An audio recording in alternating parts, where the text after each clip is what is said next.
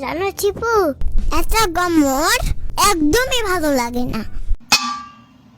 আরে ওইটা গমর না, গরম হবে। এত বেশি বোঝা গেল তুমি। আচ্ছা ঠিক আছে, চুপ থাকলাম। জানো শিপু, আমি একটা সিদ্ধান্ত নিয়েছি। ওরে বাবা, তাই নাকি? কি এমন কঠিন সিদ্ধান্ত শুনি? আমি সূর্য মামার সাথে সম্পর্ক নষ্ট করে ফেলবো। আরে ওইটা স্বপ্নর কোনা, সম্পর্ক হবে।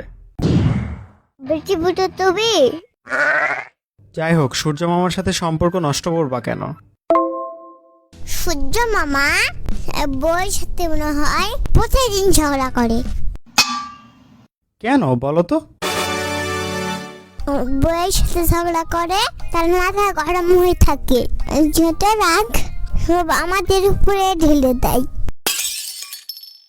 তুমি একটু ওদের ঝগড়াটা সলভ করে দিলেও তো পারো।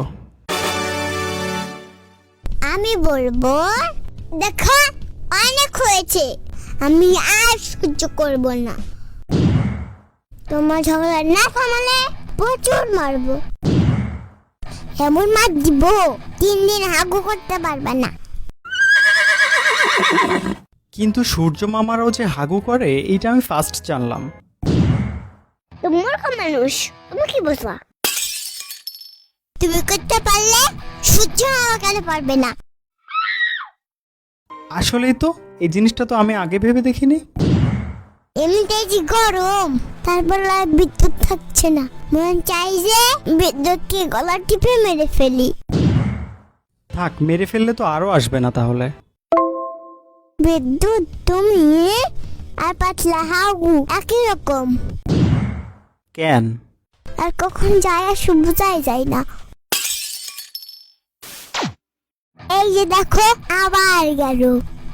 আই বলছি না আসলে তোর বাসায় গিয়ে ধরে আনবো। জীবনটা গরমময় হয়ে গেল। যাক, ভালোই হলো, অন্তত উল্টাপাল্টা গল্প তো আর আমাকে শুনতে হচ্ছে না। শিবের বাচ্চা শিবাও।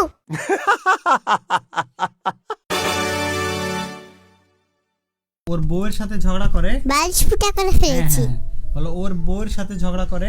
আর ওই চার মামার বউ ওই 22 ফুটা করে ফেলেছি।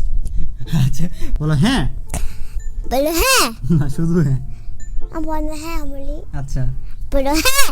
হ্যাঁ বলো হ্যাঁ।